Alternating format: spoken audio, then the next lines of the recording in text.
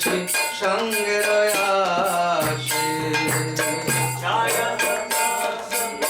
দেহ আমারে বসেছি সঙ্গের আসে ছয় শত সঙ্গ দেহ আমারে বসেছি সঙ্গের আসে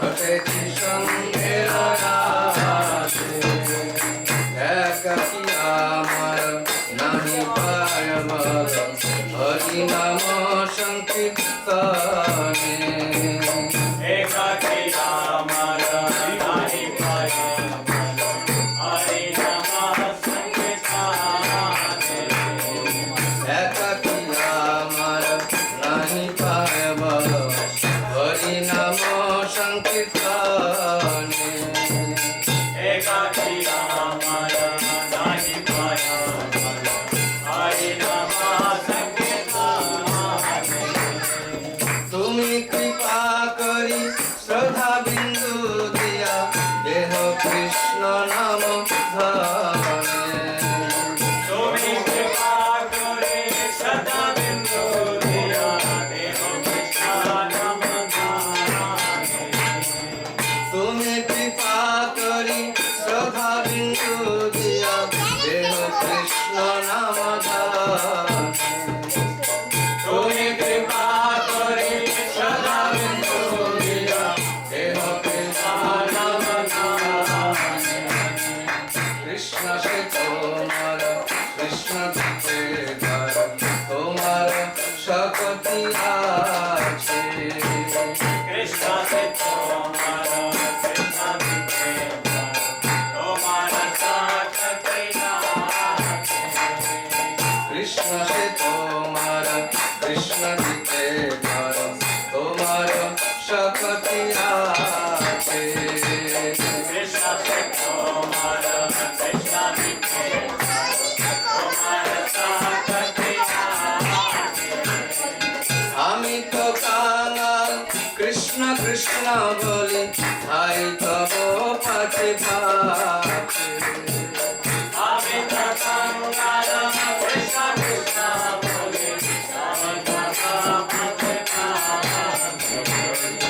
আমি তো কাঙাল কৃষ্ণ কৃষ্ণ বলি ভাই তব পাছে ভাছে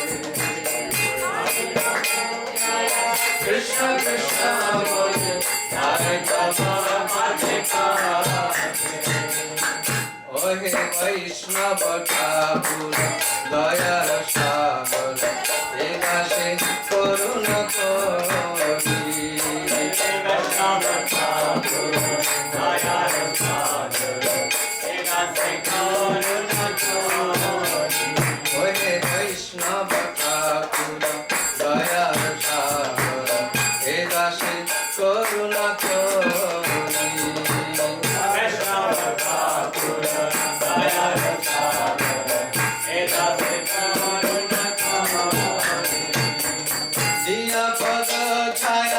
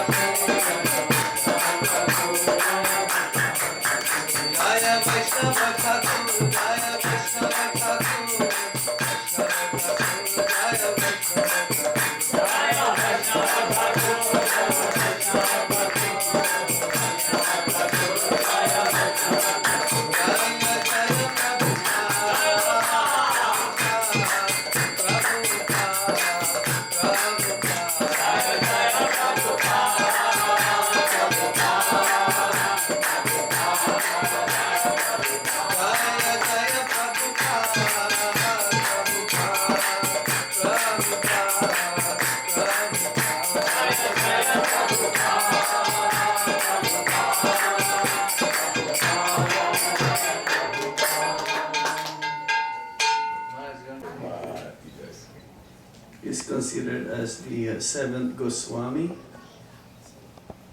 Goswami means Vairagi, renounced or very detached. He was a grihasta and he had at least 11 children. But he's very, very renounced.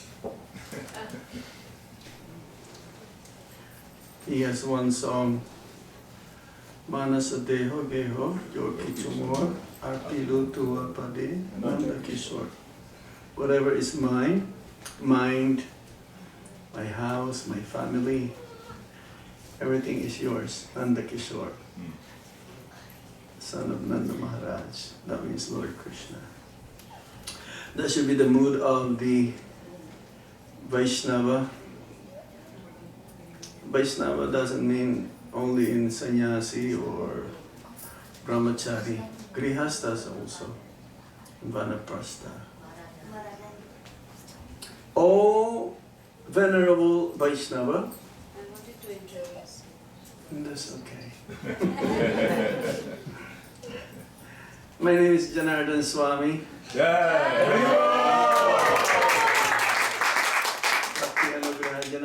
Janardhan Swami. I travel with my Guru Maharaj, His Holiness Gopal Krishna Goswami. We're based in Vrindavan, Krishna Balaram Mandir in India for the last 16 years. Yes. So I travel with Maharaj every summer here in North America and in Russia. And we're very happy to be here.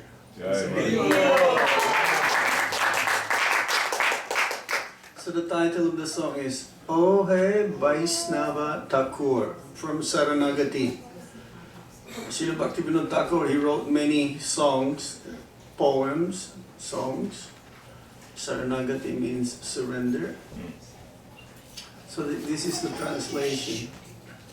O venerable Vaishnava, O ocean of mercy, be merciful unto your servant.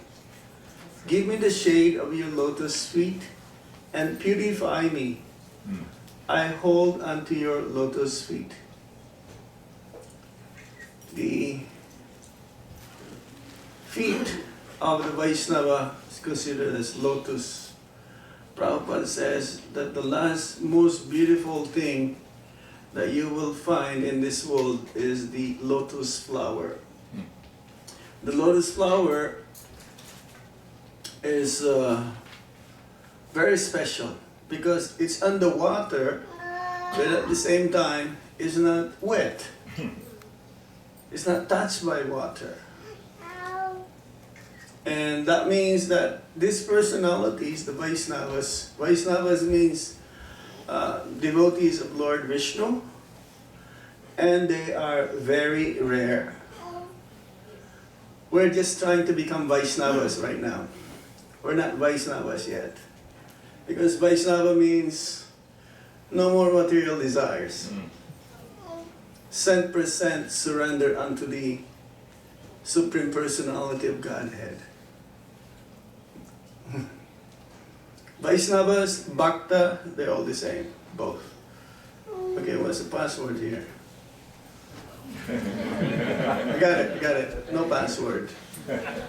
Usually, Hare Krishna 108.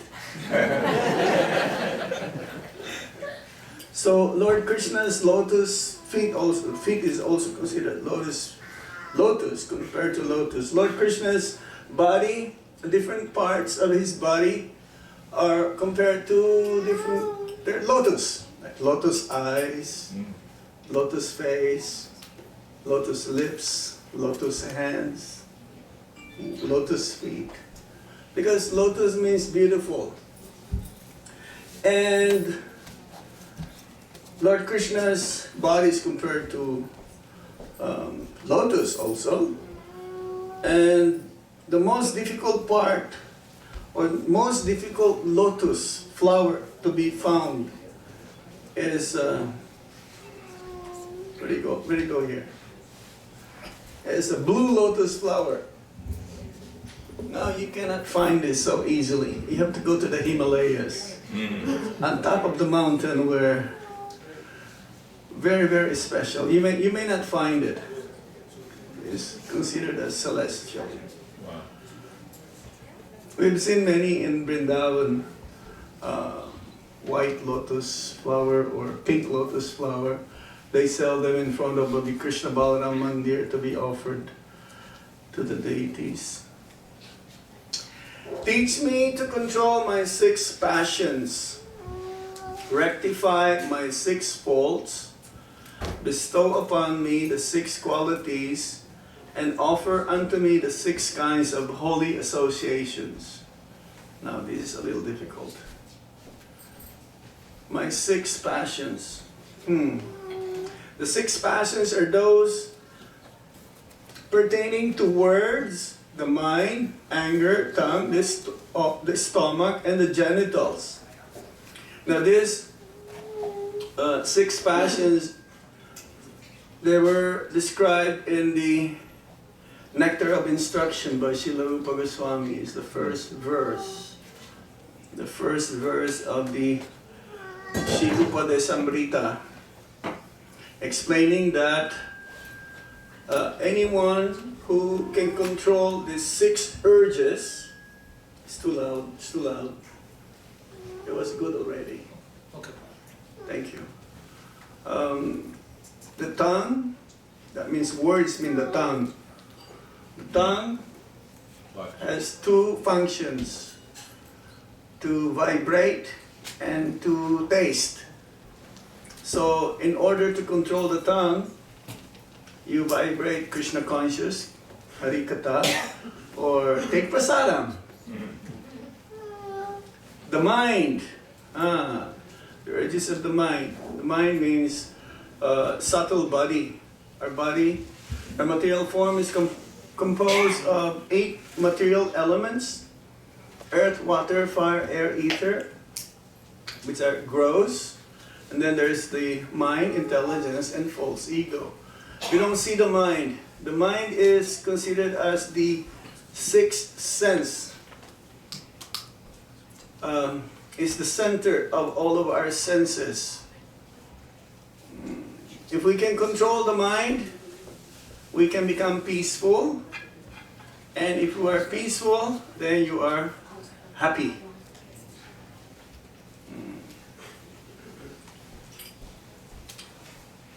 The function of the mind is thinking, feeling, and willing. And there are 2 verses in the Bhagavad Gita. It says how we can control the mind. Manmana bhavamadbhakto madhyaji namaskuru. Always think of me. Twice it was mentioned in the Bhagavad Gita. Prabhupada says, it is not possible to control the mind. No way. But there's only one way you can control the mind, Prabhupada says. If you always think how to be engaged in the service of Lord Chaitanya Mahaprabhu's Sankirtan movement. If you're always thinking like that, how can I spread the holy name? How can I tell others about Krishna? Then your mind is always focused on that. You'll be peaceful.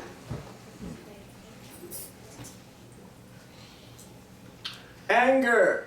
Who can control anger? There is a spiritual anger and there is a material anger. Anger is the brother. There are 2 brothers actually. Anger and let me think again. Being proud. Because if you cannot get what you want, you become angry. And if you have something You become proud.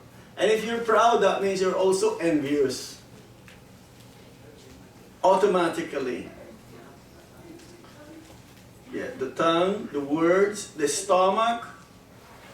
You have to control the stomach. Prabhupada says, the stomach, the tongue, and the genitals, they're all in one line.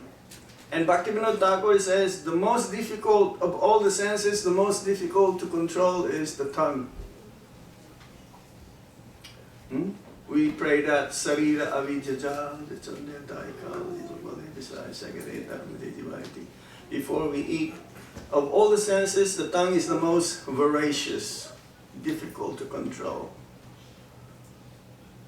The 6 faults are overeating, attachment to material things, inability to follow regulative principles, sense gratification, useless idle talk, and impure habits. Yes. Overeating. Prabhupada says, prasadam is so good, you just keep on eating. No problem. You can eat as much as you like, but you also have to work. If you eat like a horse, you work like a horse. It's not that you eat too much and then you sleep all day. It's not good. Because eating after eating, then you become a little bit sleepy. And Prabhupada would also take a little nap. He called it snap. You know, siesta time. Take a little 10 minutes, no problem. Attachment to material things. Now it is normal to have material attachment because we're in the material world. But as spirit souls, we have to be free from material attachments because we have nothing to do with the material world. So at the same time, it's like contradicting, isn't it? We're in the material world, so it is normal to have material attachment. But don't be attached to your attachments. You have to be detached to your attachments. Inability to follow regulative principles. Now we have 4 regulative principles: no meat eating, no intoxication, no gambling, and no illicit sex. Prabhupada says, just to follow those 4 regulative principles, that means you are in the human platform. It's not the perfection. I was just reading, I told this in the class the other day. Following the 4 regulative principles is like having a helipad. A helicopter cannot land anywhere. The helicopter is like the spiritual master. So following the 4 regulative principles plus chanting Hare Krishna Maha Mantra, then the helicopter or the spiritual master will be ready to pick you up. It's a good analogy, isn't it? I read that. It's not mine. Sense gratification. Useless idle talk. Idle talk means prajalpa. What's that? Gramya katha. It's like village talk. Try to avoid this idle talk. It's not good. Prabhupada says idle talk is like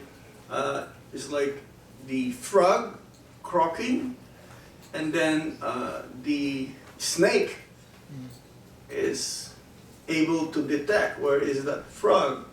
So when you talk nonsense and death comes, you'll be in trouble. Because the snake is like the death. Better always talk about Krishna, think about Krishna, His name, fame, form, qualities, and pastimes. The 6 positive qualities are enthusiasm in practicing devotional service. This is utsaha. Firm faith in devotional processes, a strong desire to attain prema bhakti, a favorable service attitude, avoidance of non-devotees, and appreciation of the company of devotees. It's a very, very instructive. If we can follow all of this, then our practice of devotional service will make advancement, rapid advancement.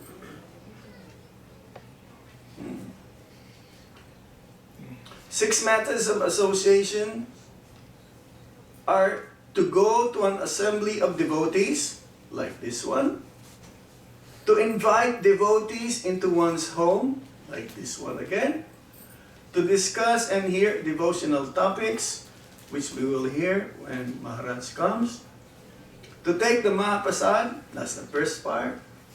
They're all good. And to offer Mahaprasad to devotees. Yeah, this is the 6 methods of association. 6 methods of association is to give charity, to accept charity, to give prasad, to honor prasad, and to reveal one's mind in confidence and take guidance. So much. It's a very deep prayer or song. It says here, I do not find the strength to carry on alone the Sankirtan of the holy name of Hari. Please bless me by giving me just one drop of faith with which to obtain the great treasure of the holy name of Krishna. Krishna is yours. You have the power to give him to me. I am simply running behind you shouting, Krishna, Krishna, Krishna, Krishna. Yes. Sankirtan means complete. Samyak means complete, and Kirtan means glorification. So, just like he was chanting, especially when we chant the holy name of Lord Hari or Lord Krishna, in Kali Yuga, the main Dharma or Yuga Dharma is the chanting of the Hare Krishna Maha Mantra. There are 2 kinds of chanting of the holy name of the Lord. There is what you call japa, which means silent, personal chanting. It's like we have this mala, japa mala. Show them your mala. These are made of holy wood. This is Tulsi Devi from the spiritual world. In the spiritual world, there's also Tulsi. So we do this japa early in the morning. For those who are initiated, we chant a prescribed number of rounds, like around 16,000 holy name, or 16 rounds, 108 times 16, back and forth. Takes about 2 hours. And also there's what you call congregational chanting or Sankirtan, which is more powerful. But in order to chant nicely the Sankirtan or the glorification of the Lord in congregational chanting, everyone is prescribed to chant the holy name of the Lord. If you're good in japa, you'll be good in kirtan. It's not necessarily you're good in kirtan, you'll be good in japa also, but it should be. Sometimes they just like kirtan and they don't do japa. So that is nice also, that is good. But one may not last for a long time in the kirtan. In Vrindavan we have a 24-hour kirtan, non-stop. And it's been going on now since 1984. That's how many years now? 34 years. But Prabhupada started the 24-hour kirtan, but then somehow it stopped. Then it was revived by Ayendra Prabhu, who also who left his body also a few years ago. So we can chant? Yes. Is that okay? We'll chant.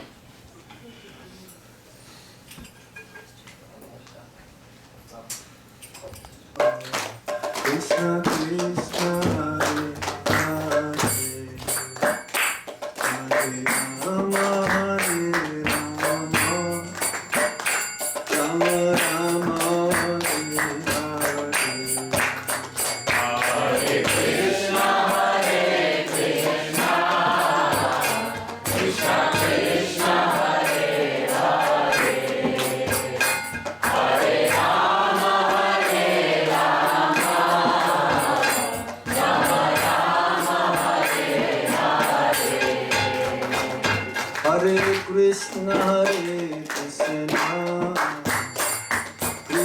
Krishna Hare Hare, Hare Rama Hare Rama, Rama Rama Hare Hare. Hare Krishna, Krishna Krishna, Hare Hare, Hare Rama, Rama Rama, Hare Hare.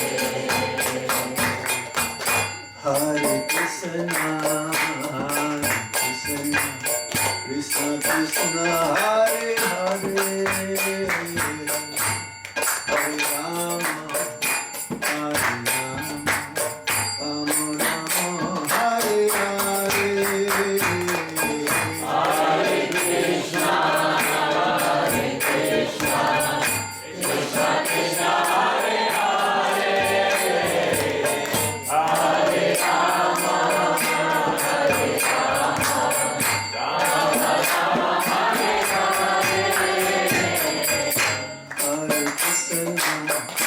Hare. Hare Krishna, Krishna Krishna, Hare Hare,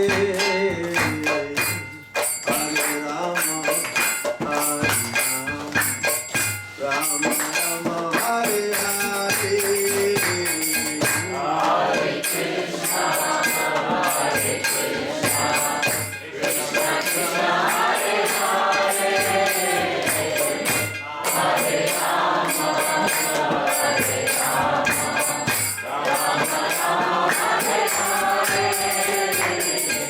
Hare Krishna, Krishna Krishna, Hare Hare, Hare Rama, Rama Rama, Hare Hare. Hare Krishna, Krishna Krishna, Hare Hare, Hare Rama, Rama Rama, Hare Hare. Hare Krishna, Krishna Krishna, Hare Hare, Hare Rama, Rama Rama, Hare Hare.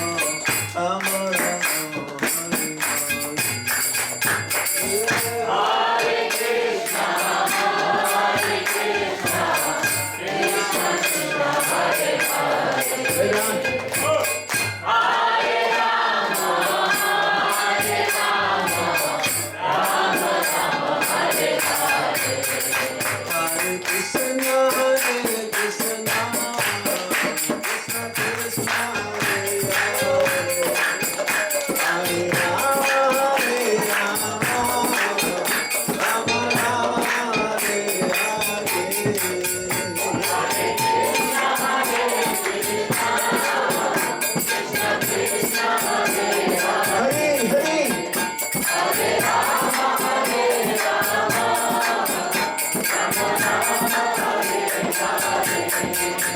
Hare Rama, Rama Rama, Hare Hare. Hare Krishna, Krishna Krishna, Hare Hare, Hare Rama, Rama Rama, Hare Hare. Hare Hare Krishna, Krishna Krishna, Hare Hare, Hare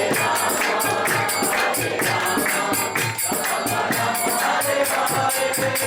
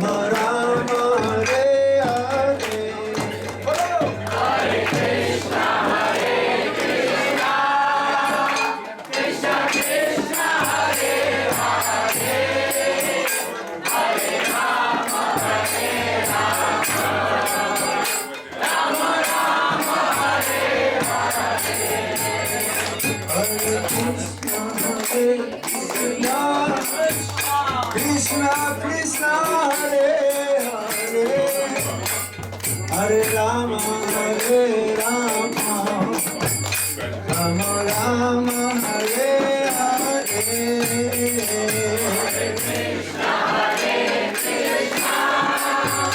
Krishna Krishna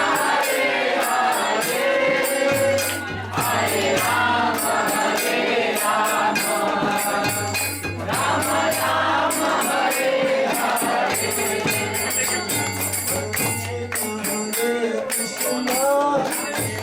Krishna Krishna Hare Hare Hare Rama Hare Rama Rama Rama Hare Hare Krishna Hare Krishna, Krishna Krishna Hare Hare, Hare Rama Hare Rama, Rama Rama Hare Hare.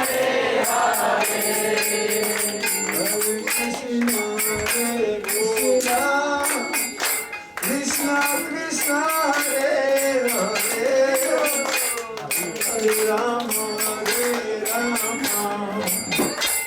Rama Rama Hare Hare Hare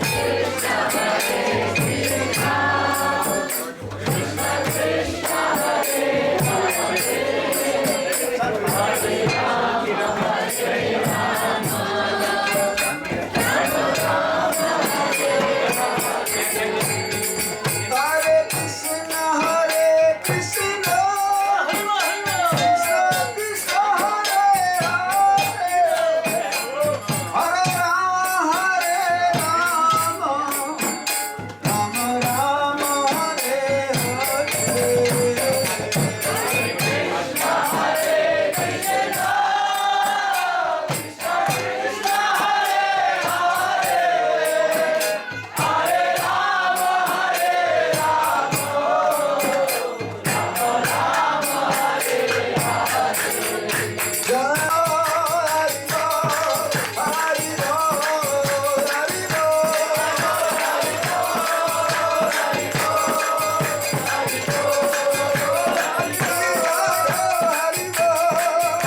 Rama Rama Hare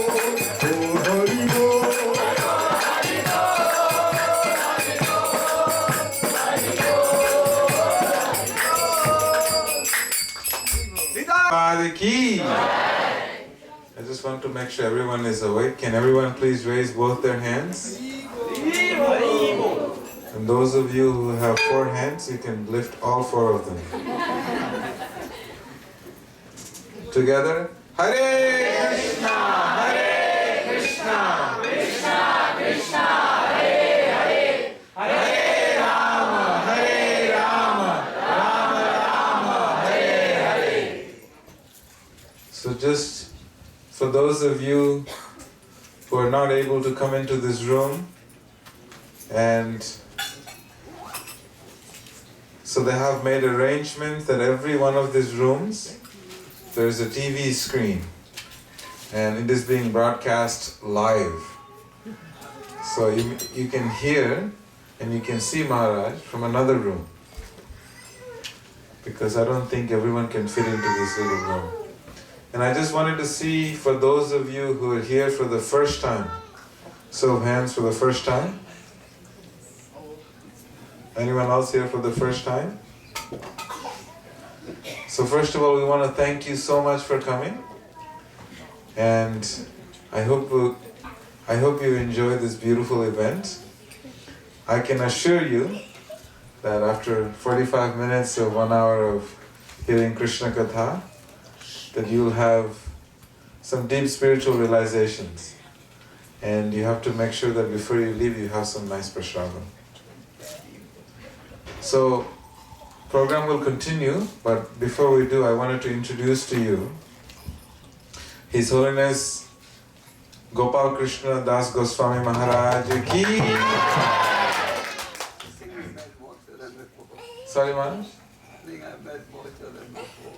Who has met Maharaj before? Raise your hand if you have met him. Only those that have met Maharaj, raise your hand. Those that have met Maharaj before, raise your hand. Those that have not. 1, 2, 3. And the other room, there is a lot of people that haven't met you, Maharaj. So I have to. If there is, the host is requesting, if there's any way you could squeeze in a little bit tighter.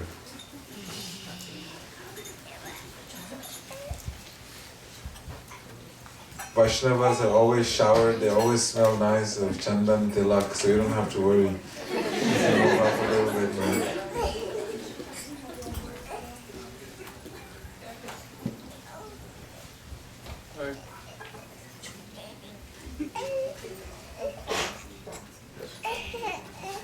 Yes, we can try to squeeze in as much as possible. There is some space right in front of you, Mataji.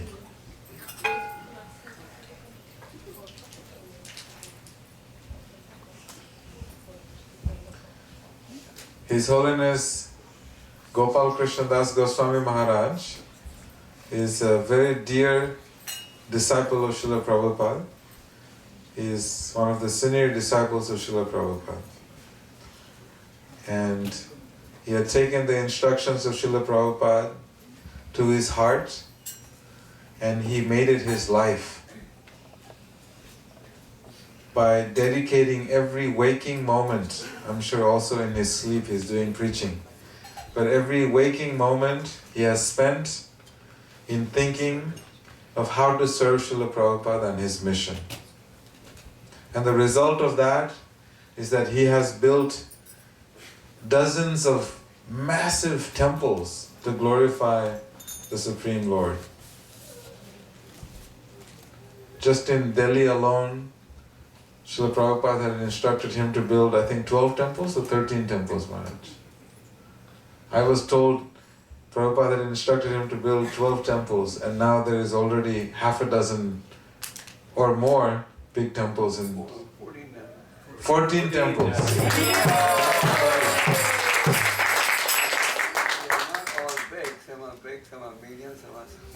Some are big, some are medium, some are maha big, some are big, some are medium, and some are small.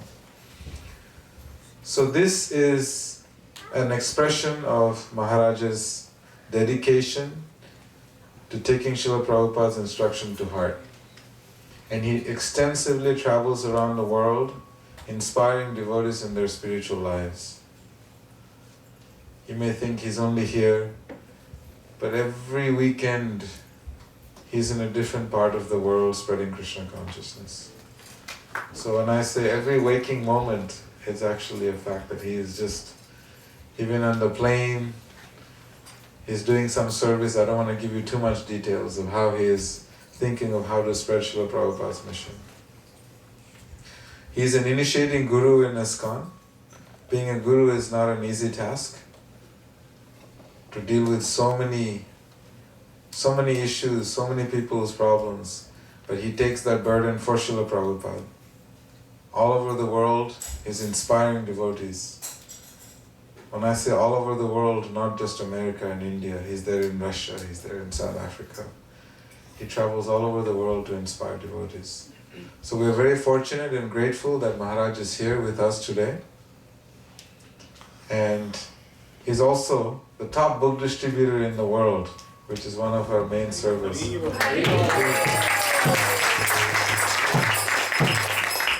To give everyone Krishna consciousness, to give everyone Bhagavad Gitas.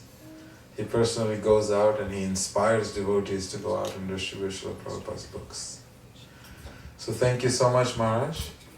I could go on, but I think everyone is here to listen to some Krishna Katha from you, Maharaj. Thank you so much. Let's give Maharaj a big Haribol and welcome him.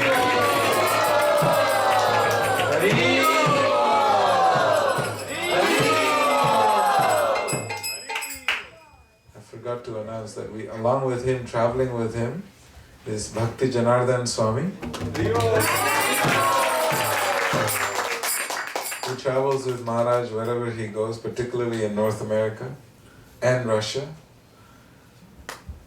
Thank you, Bhakti Janardhan Swami.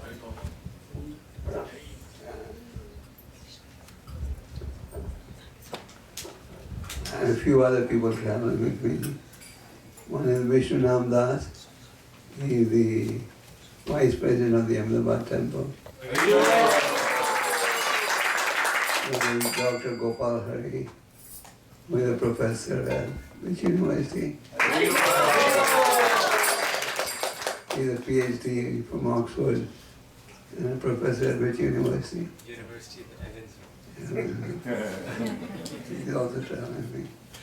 And I have one Dr. Yadunanda, Russian devotee. He's a very famous therapist and neurologist in Russia. He's also traveling with me. Okay.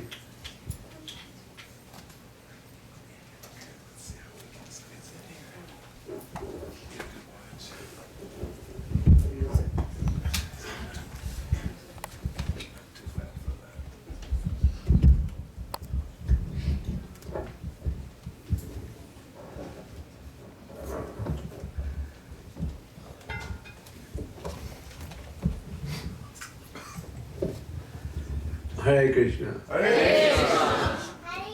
And for those who are embarrassed, listen to Vedasara Prabhu's introduction. Vaishnavas are very kind and generous in glorifying others.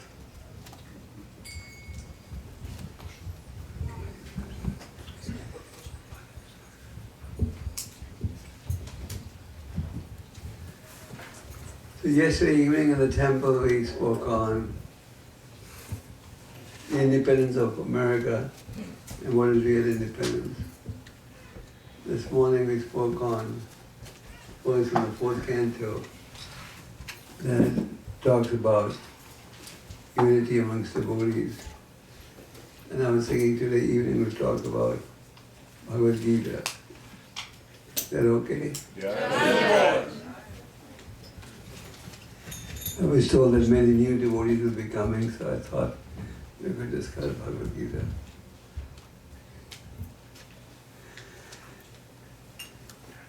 I think I was here last year too.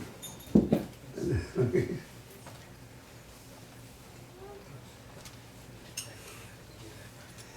Do all of you come regularly to the temple? How many of you come regularly to the temple? Bas.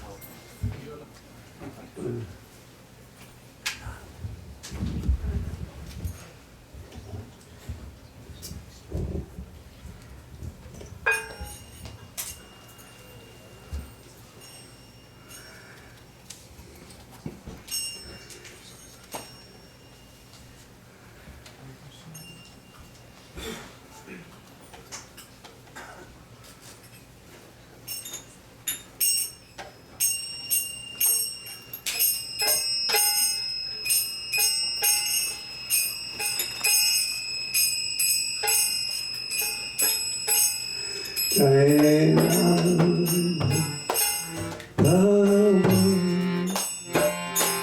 Jai Bihar.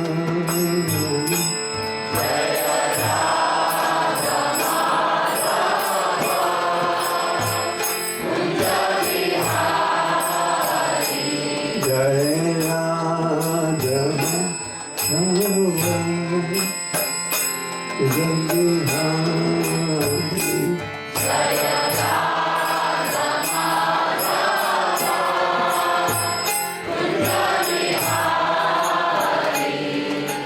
Gopi jana wala bhagwan.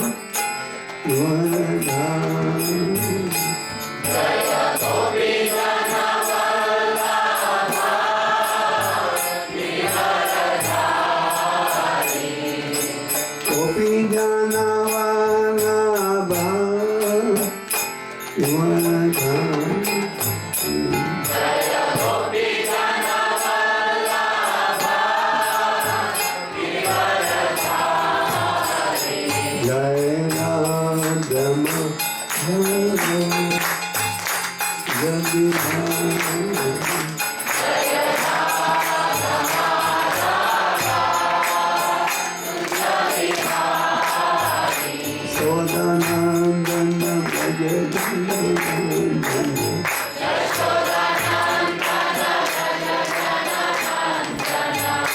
Sodanandana Bhaja Jananandana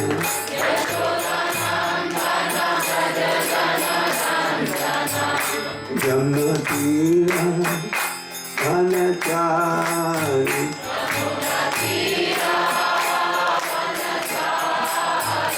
Jaya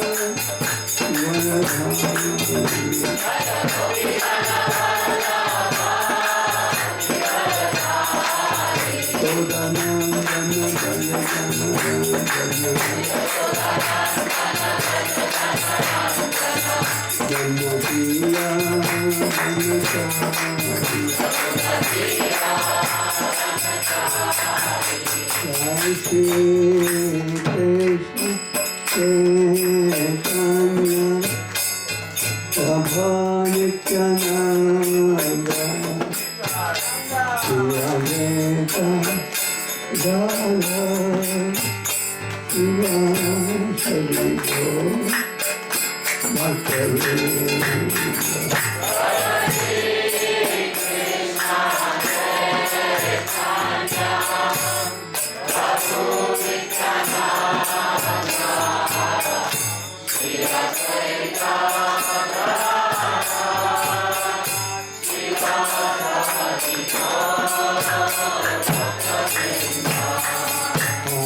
Krishna Krishna Hare Hare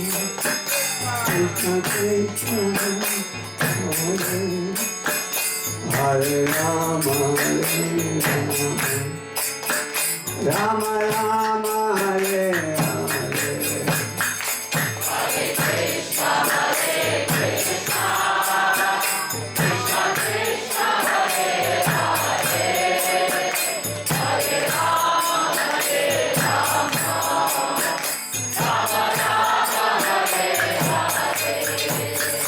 Krishna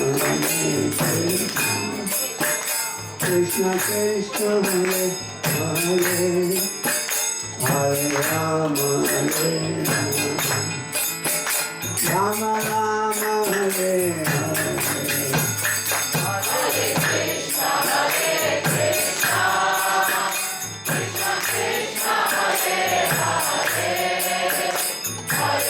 Hare Hare Hare Rama Rama Rama Hare Hare Hare Krishna Krishna Krishna Krishna Hare Hare Hare Rama Hare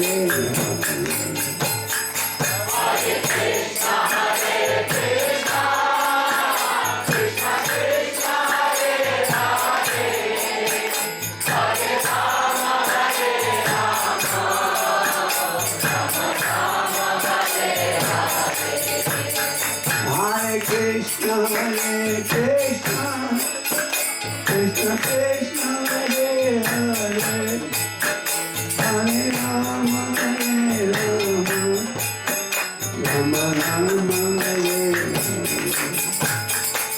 Hare Krishna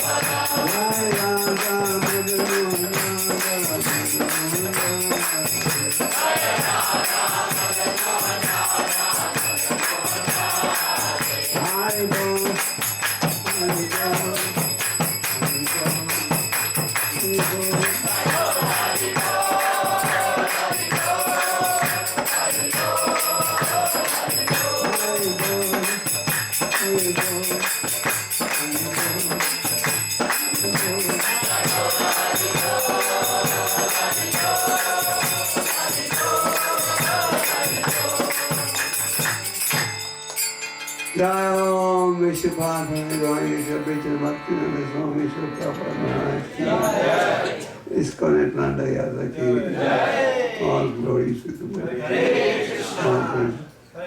All glory to Sri Guru and Sri Guru. Hare Krishna. Welcome to the evening satsang program.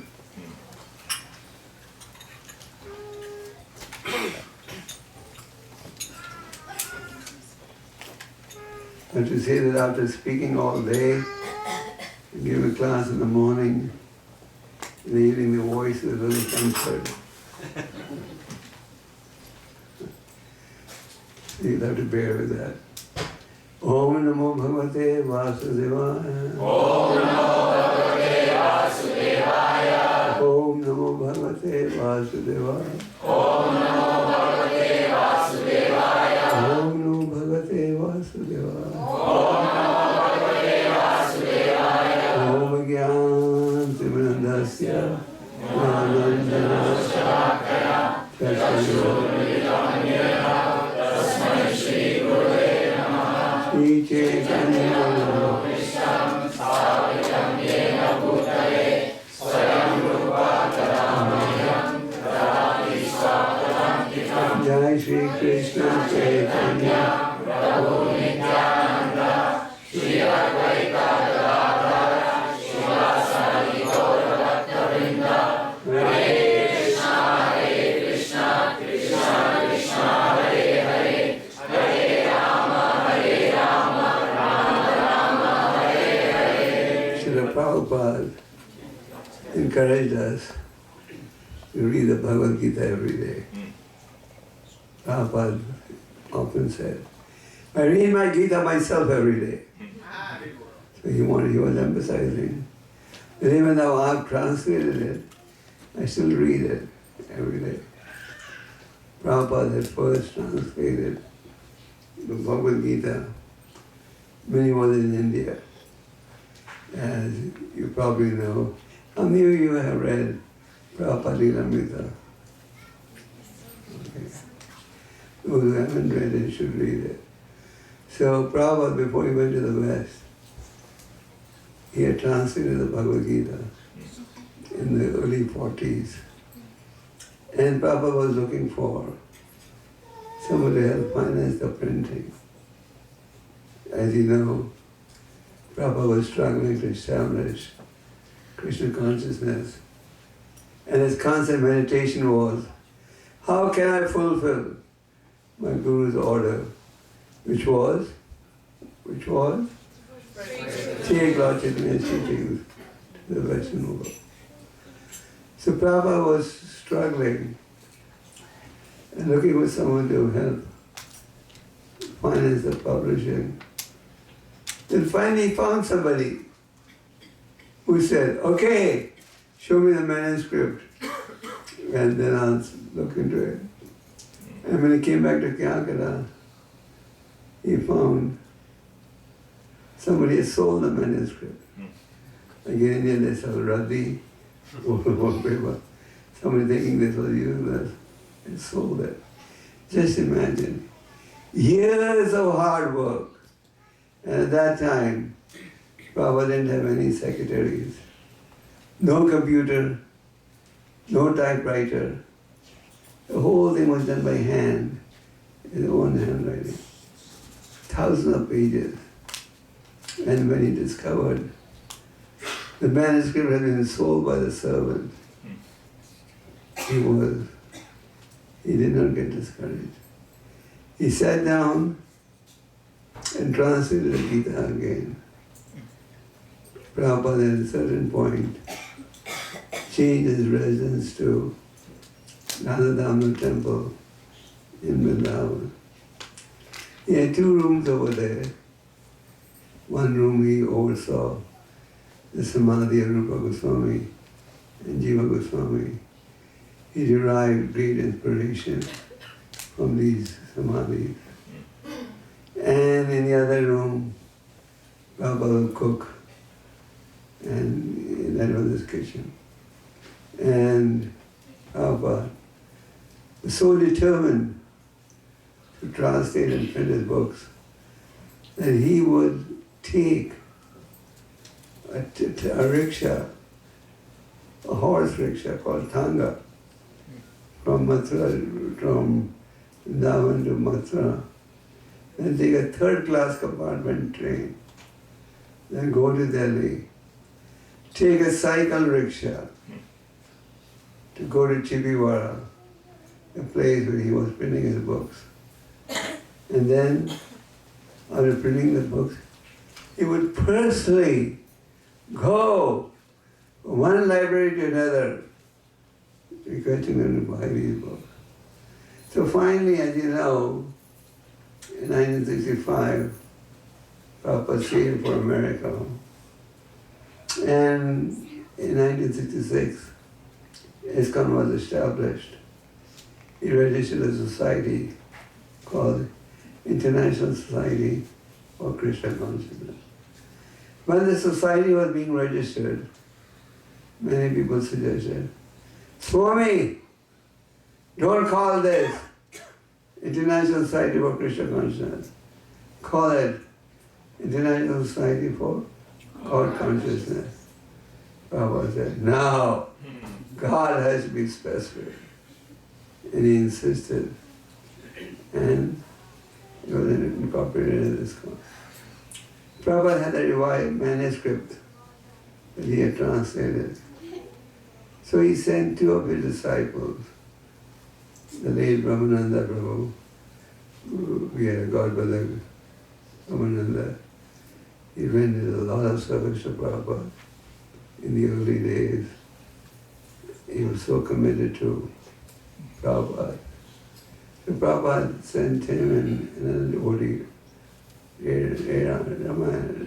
Rama, to different publishers in New York, to inspiring them to publish their Gita. They went to many publishers. These publishers would read the manuscript and say, oh, no one's going to buy this. There's too much bhakti in it. Too much devotion. We want some modern words. No one's going to buy this. So he went to many publishing houses. They all read the manuscript. Then their editor said, there's too much devotion in these books. Too much mention of devotion. No one's going to buy these books. At that time, Prabhupada had recorded a Hare Krishna mantra in a record. I mean, now you don't even have the record industry, I think. Am I right? Right. At that time, they had these big records. What do you call that? 33 and 30. 30, the big one. Vinyl. So everything and third were the small ones. LP and These are the LPs. So Papa had recorded a happening record, the happening label in New York. And at that time, there was a prominent paper in a village called the Village Voice. I don't know if that paper still exists. So in the Village Voice, there was an ad for the new record that Prabhupada had produced, the Hare Krishna mantra. And people could write in by correspondence. There was no email at that time. You had to write letters. And they had a process where the record could be sent by mail. So Brahmananda received a letter from an accountant who worked for Macmillan Company. Have you heard of Macmillan? Yes. It was, at least during Prabhupada's time, one of the biggest publishing houses in the world. I don't know what the status is now. So, one accountant who worked for Macmillan wrote a letter to the record company. Please send me a record. Here's the money. So, Brahmananda saw the letter. He took it to Prabhupada and said, Prabhupada, there's somebody who works for Macmillan Company who wants to buy your record. Prabhupada said, go personally and deliver the record to him. Everybody else, Prabhupada was mailing the record. But this man, Prabhupada said, because Prabhupada was desperately looking for a publisher to publish the Bhagavad Gita. And Prabhupada told Brahmananda, don't send it by mail, you personally go to see him. So Brahmananda, dressed up in a suit, went to Macmillan Company to deliver the record. And when he went to the Macmillan Company, he discovered the man who wrote was just an accountant at Macmillan. He used the Macmillan Company envelope, but he wasn't an editor. He was just an accountant. But as Providence would have it, in his office was present the religious editor of Macmillan books.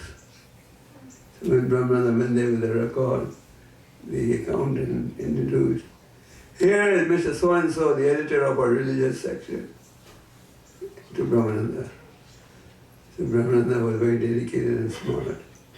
He said, my spiritual master has translated the Bhagavad Gita, the ancient book of wisdom, and I'm sure you'll like it. He's looking for someone to publish it. And the editor said, that's exactly what I'm looking for, Bhagavad Gita. We've done the Quran, we've done the Bible, we've done the Jewish literature.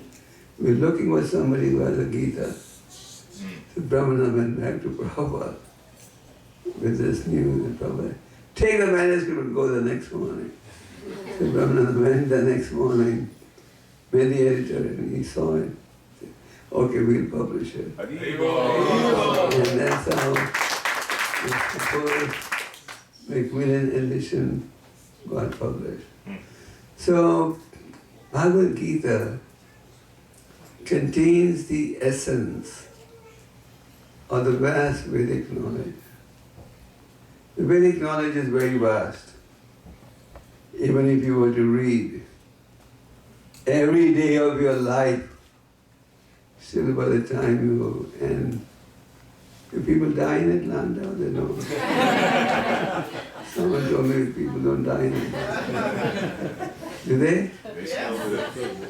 But many of you are not from Atlanta anymore. Okay.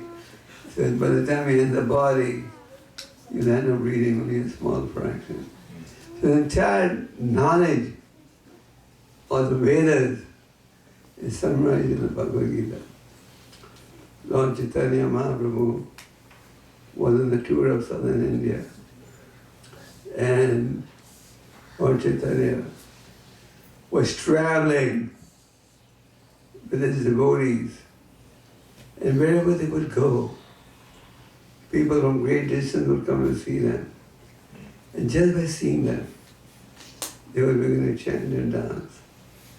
And then when they would go back, others by seeing them, would also begin to chant and dance.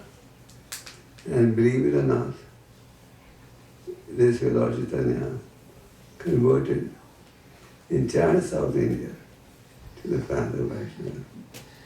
So when the Lord was there, he came to a temple in Sri Rangam. Sri Rangam has a historical temple, which is considered one of the biggest in India. There he saw that there was a Brahmin who was materially uneducated, and he would sit every day in one location next to a pillar and recite 18 chapters of Bhagavad Gita. Because he was uneducated, some shlokas he pronounced correctly and some incorrectly. And some shlokas he understood. But most he did not understand. But in the Bhagavad Gita, there was a picture of Krishna becoming the Parthasarathi of his devotee Arjuna. In other words, becoming a chauffeur, driver. And the Brahman, when he would see the Supreme Lord is becoming a chariot driver of his devotee, he would meditate how merciful the Lord is. To what extent did he try to serve his devotee? And tears would come from his eyes. And Lord Chaitanya would see these were tears of ecstasy. Sometimes tears come when you are grief-stricken. Am I right? Yes. Sometimes tears come when you are excessively happy. Your stock has gone up. And sometimes tears come when one wants to display symptoms of ecstasy. And sometimes people fake the tears. And we go to leaders in America, the word fake news is very common. Because a prominent personality uses it.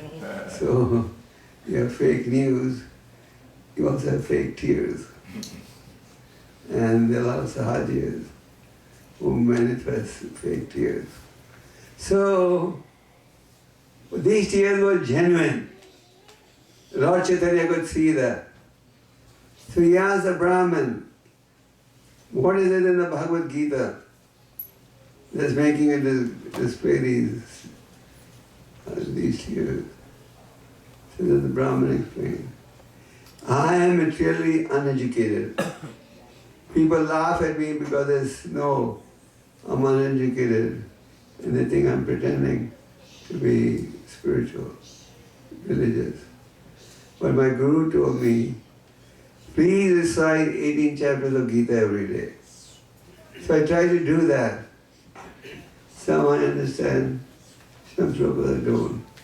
But when I see Krishna becoming a chariot driver of his devotee, and tears come from my eyes, and these tears of ecstasy flow from my eyes. So Lord Chaitanya was so pleased. He embraced that Brahmin and said, you have really understood the Bhagavad Gita. And then he kept the Brahmin with him for 4 months and personally explained to him the Bhagavad Gita. And Prabhupada explained, because this Brahmin was reading the Gita every day, as a result of his Guru's order, Krishna personally appeared. So Prabhupada encouraged us to read the Bhagavad Gita every day. And people in many parts of the world to read the Bhagavad Gita, and it has worked miracles. The Bhagavad Gita has worked miracles. These days people are full of tension and depression. Is that right? Yes. Of course, if you chant Hare Krishna, then you can escape tension and depression. Oh, so, and what's the solution? Bhagavad Gita, ancient book of knowledge. See, the Bhagavad Gita, 18th chapter, text 72, Krishna inquired, O son of Pita, O conqueror of wealth, have you heard this with an attentive mind? Are your ignorance and illusion now dispelled? Perhaps you can repeat after me. O son of Pita, O son of Pita, O conqueror of wealth, O conqueror of wealth, have you heard this have you heard this with an attentive mind? with an attentive mind? Are your ignorance and illusion Ignorance and illusion now dispelled? now dispelled. And then Arjuna's reply. This was Krishna speaking. Arjuna said, My dear Krishna, O infallible one, my illusion is now gone. I have regained my memory by your mercy. I am now firm and free from doubt and am prepared to act according to your instruction. So, in the second chapter, as some of you may know, Arjuna said, now I'm confused about my duty. Please instruct me. Just like sometimes the children come and say, please guide me. So Arjuna didn't know what to do. On the one hand, he was being induced, take part in this battle. You're a Kshatriya. It's your duty. But on the other hand, Arjuna was seeing all the elderly people that he had great respect for, that he held in great reverence, were positioned opposite to him. So Arjuna was saying, how can I engage in a ghastly warfare? Even if I lose my whole kingdom, it does not matter. For me to shoot arrows at them is unacceptable. He was confused. It's like we get confused in our duty many times. So he instructed, he requested Arjuna, Krishna, please instruct me. And then Krishna began to speak philosophy. And in the 18th chapter verses that we read, Krishna first inquired, is your illusion now gone? Have you heard everything with an attentive mind? And what did Arjuna say? Yes, my illusion is now gone, and I'm free from doubt. Now I'm ready to act as you direct. So Bhagavad Gita is actually a book of knowledge. Prabhupada often said, Gita is not a religious book, it's a book of knowledge. And the knowledge presented in the Bhagavad Gita is universal. For example, in the second chapter of the Bhagavad Gita, there is a detailed presentation on the real self. Where is the real self? Who knows? In the region that's in the heart. What is the real self referred to? Soul. How many people have this knowledge? Prabhupada was lecturing. In many of Prabhupada's lectures, he would say, where is this department that teaches you? What happens after that? So in the second chapter, Krishna says, within the body, there is the soul. For the soul, there is No birth and no death. Can the soul be seen? Can it be dried up? No. No. If you can't see it, then how do you expect us to believe in it? What's the answer? We can't see it, but what?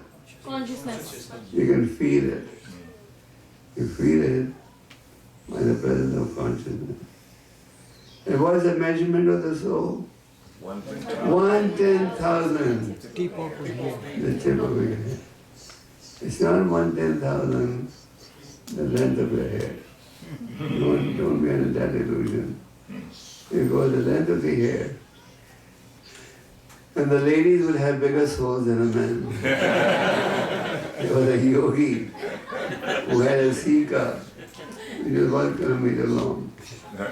So then his soul would probably weigh a few kilos. So Krishna has solved the problem. 1/10,000 the tip of the hair.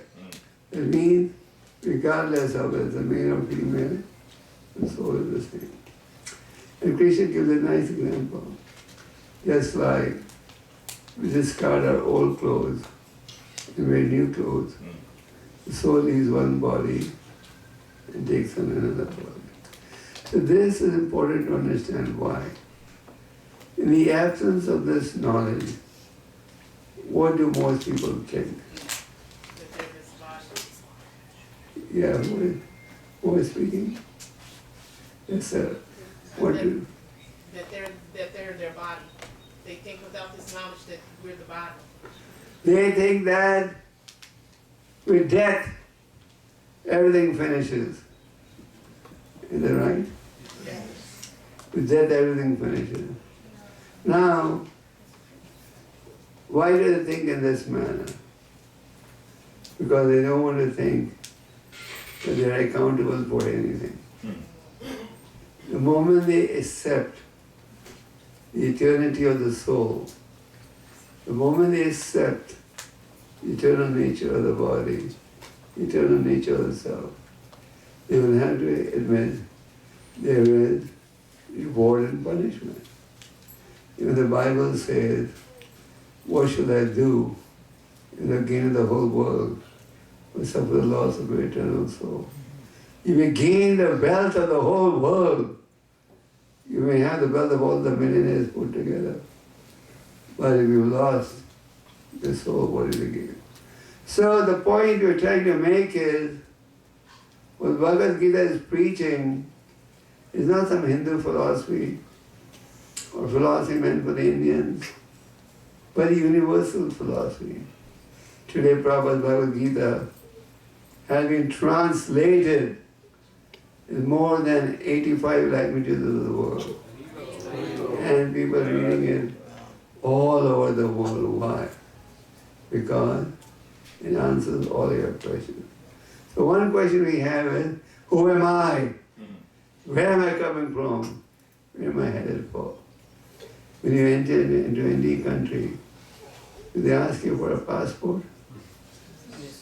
Why? They want to know who you are. Then they ask you, where are you coming from? Isn't it? And then they ask you, where are you going to stay? And if you go to somewhere like Russia, they'll ask you 10 more questions. So they want you to know what your identity is. So we also similarly need to know, who am I? Someone will say, I feel insulted, you think I don't know who I am. But the reality is, we do not know. And even we know, we don't practice it. That means we don't know. So Bhagavad Gita explains this very important knowledge. And then Bhagavad Gita goes on to explain the philosophy of karma yoga. We have to act. Nobody can live without acting, am I right? Right. You have to act in some capacity or the other. But Krishna says, act in such a way that your actions will free you from the bondage. Just like as citizens of any country, our endeavor is to follow the laws of the state. Am I right? Like now in Atlanta, you have this law. If you're speaking on the phone while driving, you get a $1,000 ticket. I see people are more scared now. They weren't so scared before. And this is just a small law. There's so many laws with deeper punishments. So the point is, we try to follow the laws of the state. Similarly, Krishna says, he doesn't say don't act, he says act for my pleasure. Mahaphalesha Karadana, offer the results to me. But our tragedy is, we want to be the enjoyer of the results, right? We want to enjoy it. If I'm earning money, I think, this is all into my hard work. So I should be the enjoyer. In ignorance and passion, one thinks that I am the enjoyer, I am the bhokta. And one who has knows in goodness, he understands the Lord is the supreme enjoyer. And by serving him, I serve myself. Just like when you put food in the stomach, you automatically nourish the whole body also. So Krishna in the 5th chapter explains, don't act in such a way that you will get further bonded. We already bonded. Yesterday you all celebrated the day that America got independence. We may get political independence, but do we get real independence? Real independence is independence from the cycle of birth and life. We are not independent. We are dependent on so many factors. Am I right? Yes. You're dependent on importing vegetables from South America. You don't. You're dependent on so many other factors. If we all, the whole world has to say is interdependent. And then we are dependent on the facilities given by the Lord. If you don't get rain, then what happens? Drought. No food production. So Krishna says, food gains come from rain, rainfall comes when you perform religious duties. So Bhagavad Gita explains this principle. And in the 6th chapter of Dhyana Yoga, Krishna explains to make friends with the mind. The mind is a crucial player in our endeavor. Krishna says, one who has controlled the mind is the best of friends. One who has not controlled his mind, the mind is the worst enemy. We often say, he's my enemy, he's my enemy, he's my enemy. Actually, no one is your enemy. Your mind is your own enemy, the mind is your friend. When the mind is controlled, it is your friend. So you may say, what do you mean by controlling the mind? Who knows the answer? Always think of Krishna. Who said that? Okay. Controlling the mind means positioning the mind in positive activities, not negative. In the mind, you can be positive and you can be negative. So think positively. Think of Krishna's pastimes. What's your favorite pastime?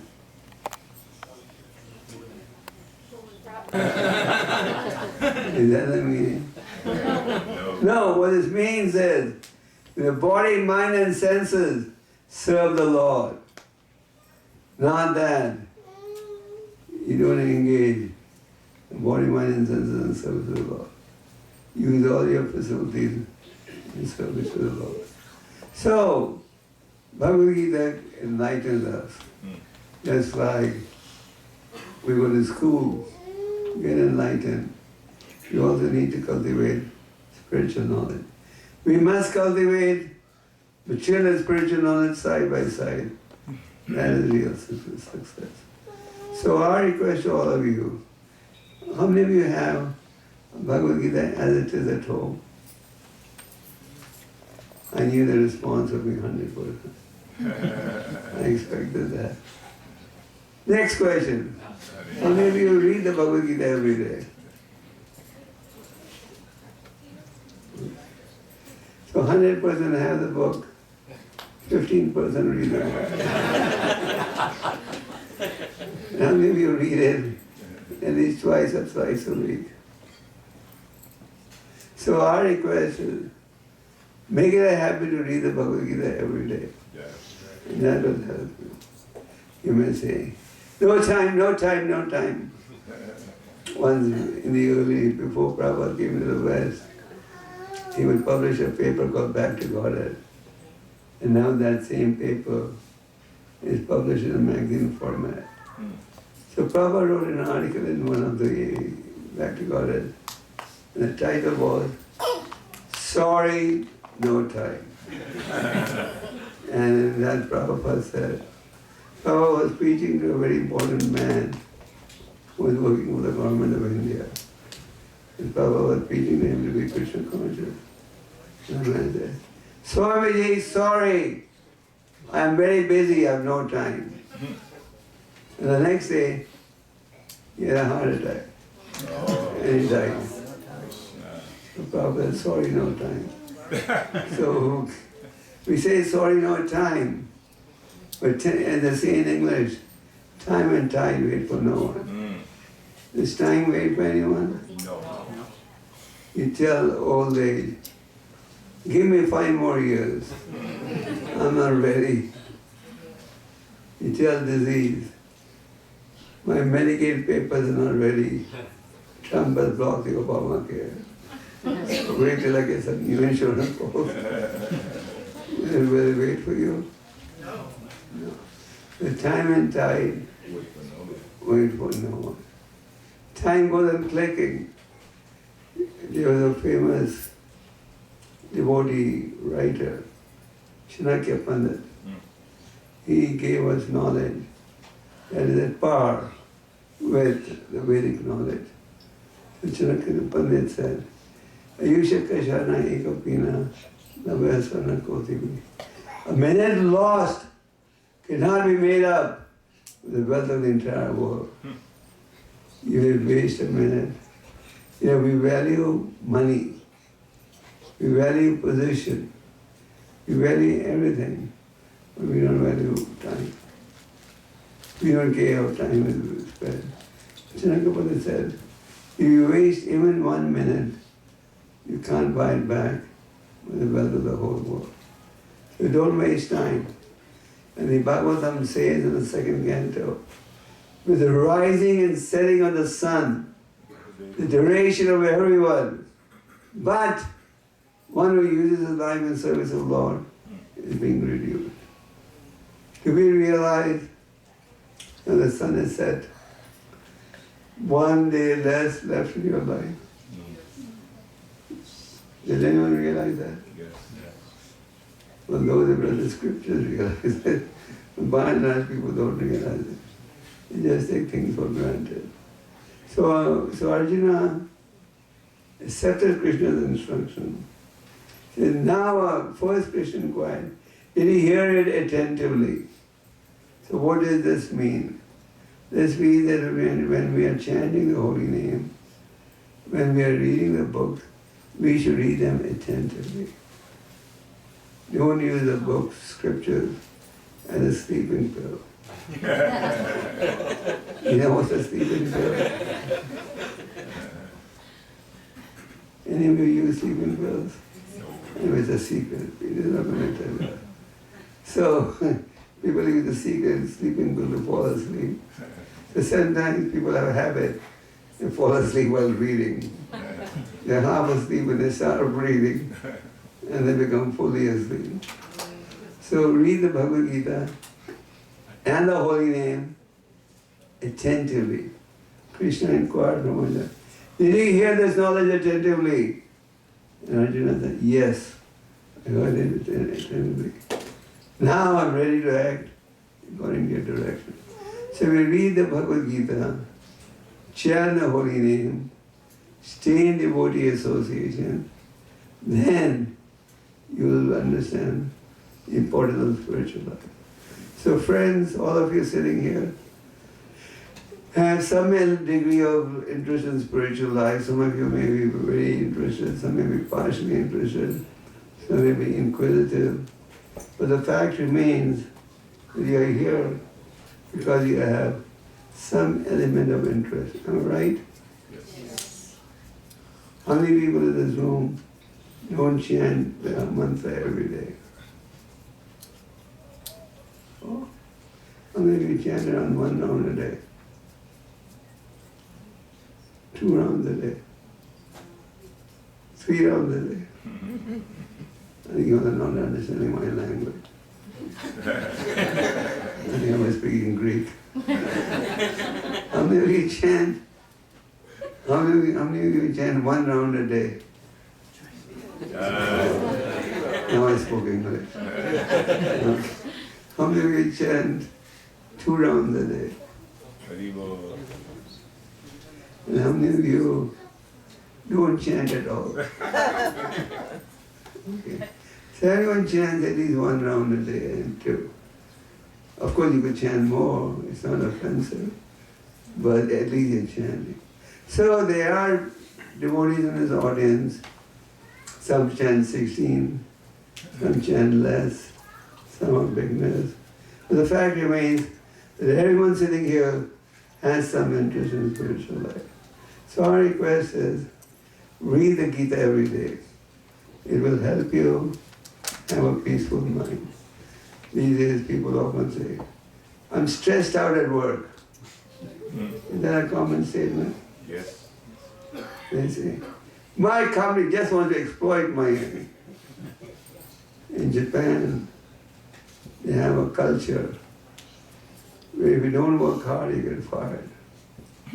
And people are so dedicated to their work that many of them sleep at work. This is part of the culture. And a Russian engineer get a job at Toyota in Russia. And he told me, I can't believe it. These Japanese, they don't go home. They just stay 24 hours in the office and they expect us to do the same. So, and it's one culture.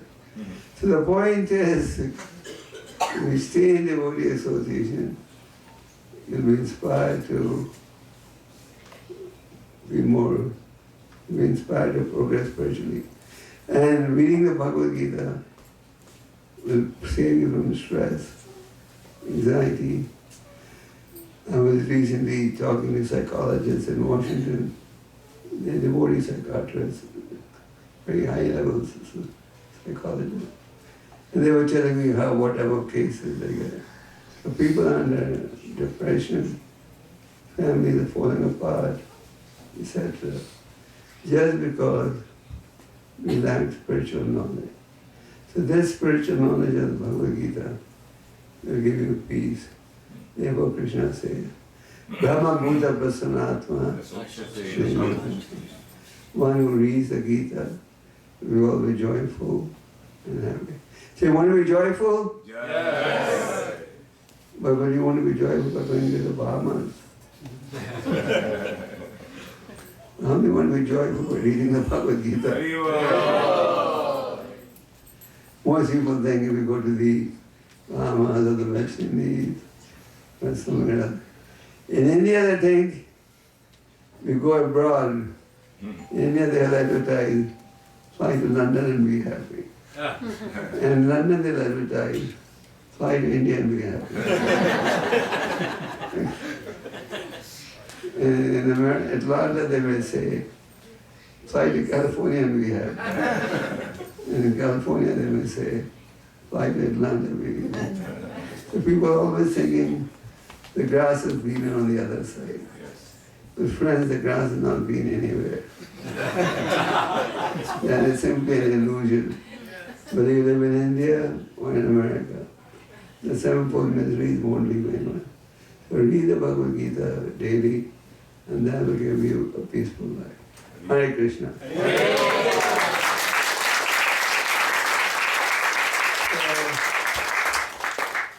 I'll take on some questions if you have. I always leave some time for questions. Yes. Hare Krishna. My name is Preeti. So one of the qualities that they say in order to improve your spiritual advancement is to avoid the company of non-devotees. So sometimes family members are also non-devotees. How do you avoid their association and still follow that principle? Good question. The family members be externally very nice, sweet, respectful, but be determined from inside not to compromise spiritually. Follow. We don't say abandon your relationship with your family members. You have a relationship, you can be nice, polite, but internally be determined, I don't want to give up spiritual life. Okay.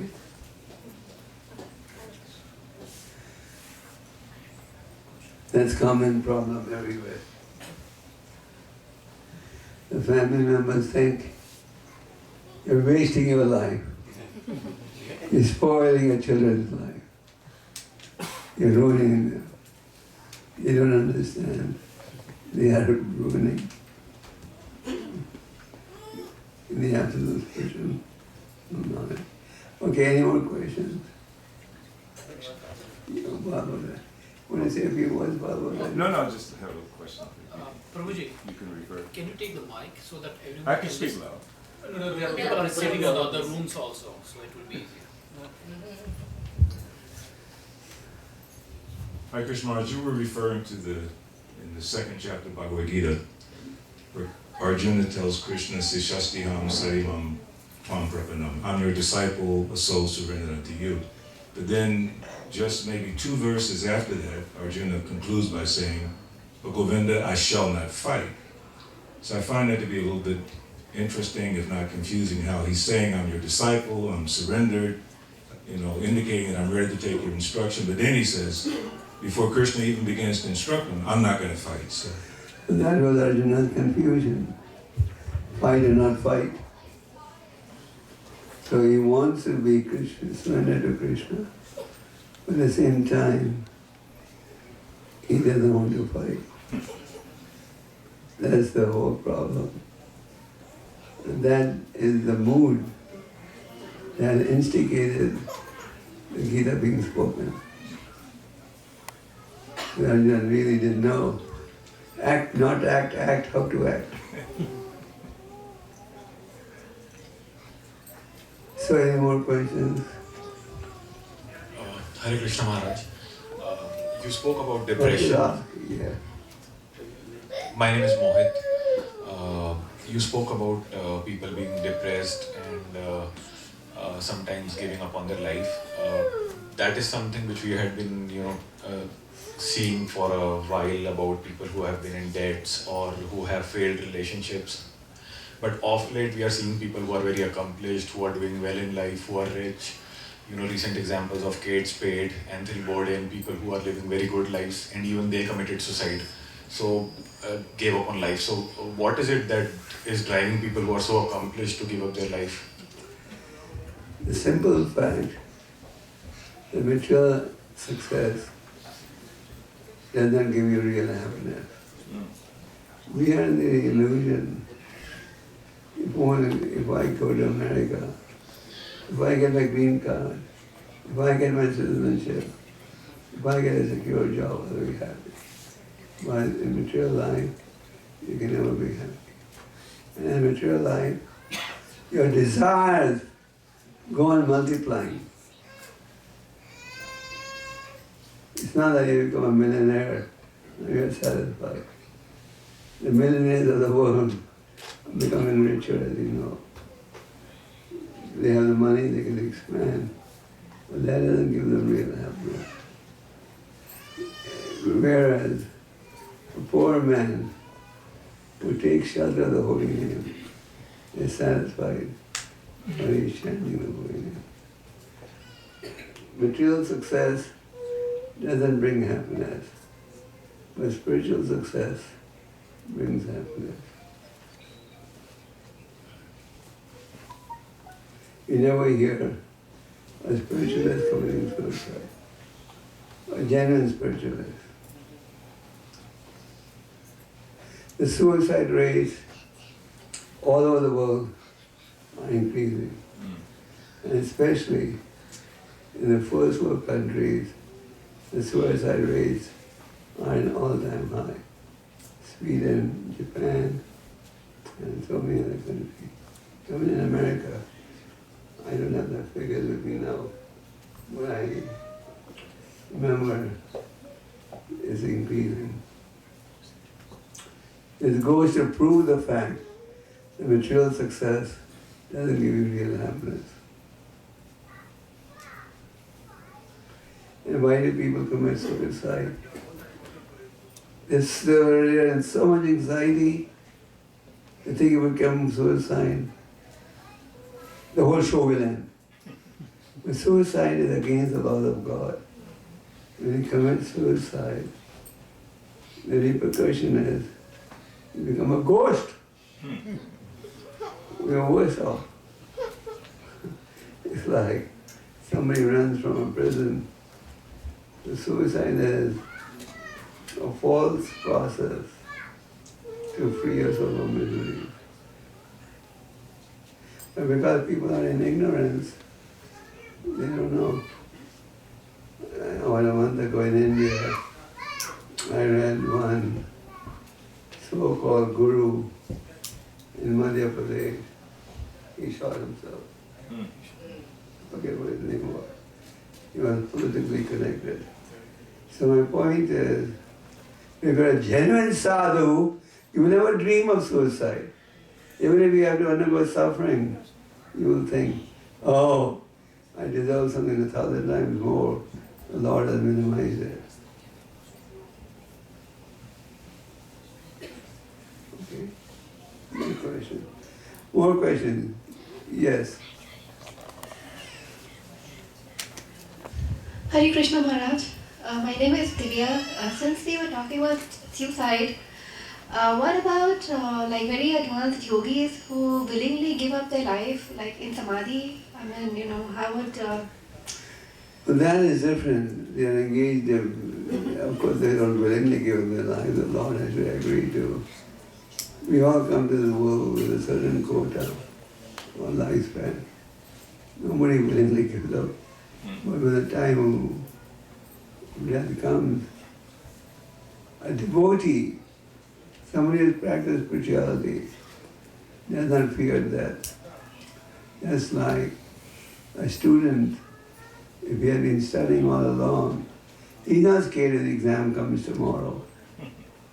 But somebody who's not prepared, he's scared. So one who has practiced spirituality, he's not scared.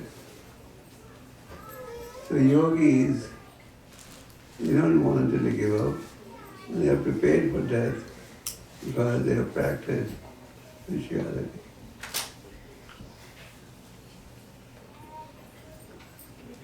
Yes. What happens, like, if they have any, Hare Krishna, what happens if they have unnatural death? That's not in our control, right? Who has unnatural death? Any people, I mean, they have road accident and they die, and do they become ghosts, or what happens to them? When they die in a kur, death has to come in some format or the other. It may come in an accident, it may come in the form of a disease, but no, they don't become a ghost if you die in an accident. You become a ghost when you take away your life against the laws of God. When you die in an accident, it's more like it's death, but it's not suicide. There's a difference between suicide and death.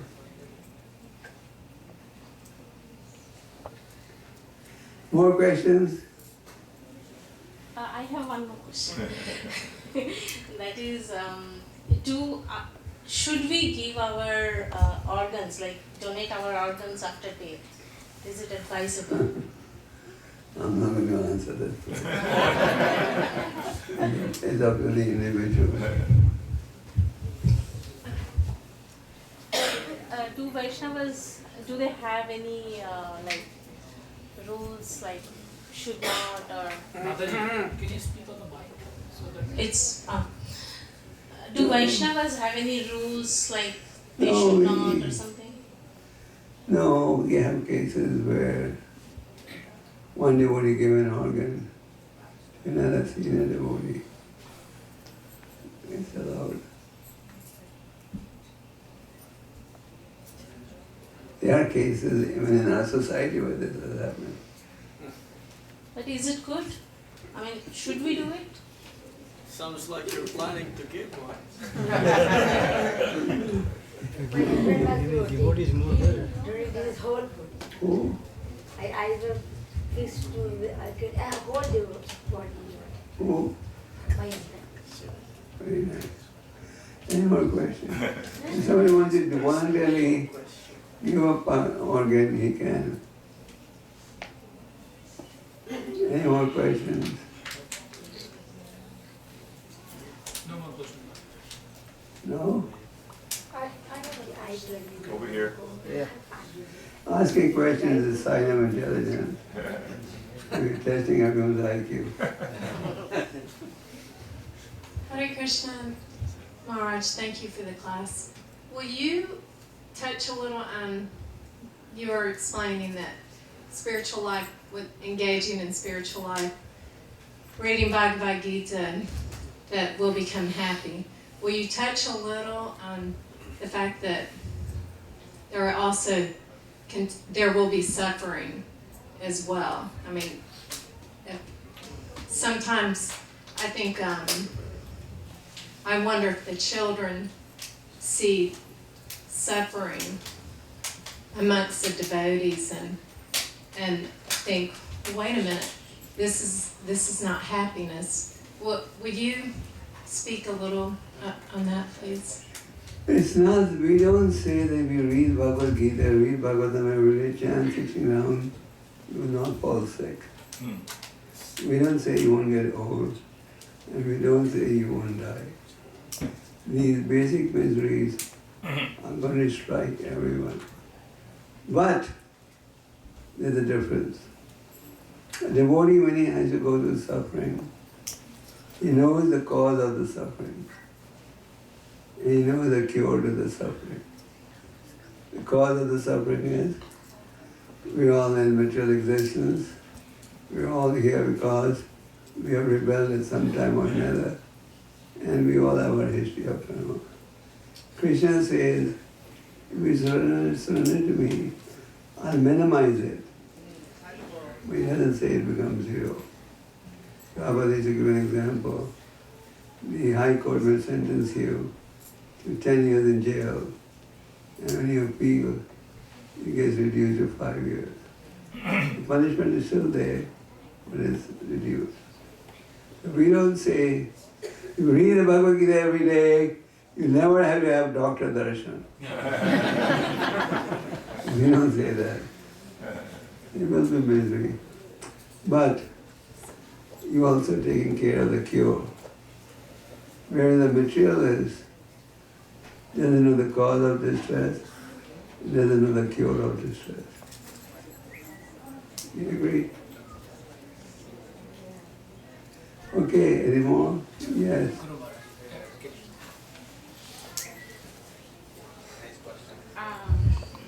Thank you for everything. I just lost my dad, and my kids are asking a lot of good questions. They're 6 and 3 years old. They ask, can Dada see us now that he's in God's house? Because we say that Dada is not here with us, but he went to God's house. That's where he lives now. So the question they keep on coming up with is like, can Dada see us right now? Can Dada hear us right now? Can his soul, because we're trying to explain to a 3-year-old what a soul is. Like, just because you're not physically here does not mean you're not here, you know. I'm not even sure if I'm doing a good job at explaining to a 3-year-old and a 6-year-old death and afterlife. So can you give some guidance on how to teach a child or children about that? I'll give you a general answer, not specifically related to your case. When we die, there is no guarantee that we are going to God's house. To go to God's house, one has to practice strict spiritual discipline, be bereft from material desires. Then only can we be eligible to go to God's house. We often say, oh, he left for heavenly abode. Well, there's no guarantee that we're going to gain entrance in the heavenly abode. As far as the children are concerned, just train them up in the basic elements. And within every body there's a soul. The soul doesn't die, only the body perishes. And once a person leaves the body, the whole connection with others is gone. Our relationship as mother, father, husband, wife, brother, sister is short term. It's just like straws in the ocean. They come together and they get separated. We come together today, tomorrow we'll go our own ways. The other question they asked was, why do we believe in cremation versus, being buried? Like, why do we burn Dada's body down and turn it to ash? In the Bible there's a statement, thus thy art and thus thou shalt become. Gopal often quoted this. So whether the body is burnt, it becomes ashes. Whether the body is buried, you may bury it in a very expensive casket. In a funeral in the Western world is an expensive business. And they usually use so much makeup on the body that sometimes you can't even recognize it. So even if you have an expensive casket, in the end the ants end up eating inside. In Parsis in India, the process is you throw the body in a well and the eagles come and eat it. So either way, whether the body is eaten or burned or buried, it turns into ashes. Different religions have different traditions. The end result is the same. This body that we decorate, we stand in front of the mirror 20 times a day. Is that right? You want to know if our beauty is increasing every minute or not. So, well, later it's going to become into ashes. If someone tells you you look so beautiful, you feel flattered. And someone tells you you look so ugly, tell an old man how young he looks, he is flattered. Tell a young man how old he looks, he is humiliated. Okay? So how many of you are ready to read the Bhagavad Gita every day? These are all supplementary questions. The real question is, how many of you are ready to read the Bhagavad Gita every day? So how many of you will read the Gita every day? Promise. Promise. Promise. At least one verse per word. Okay, thank you.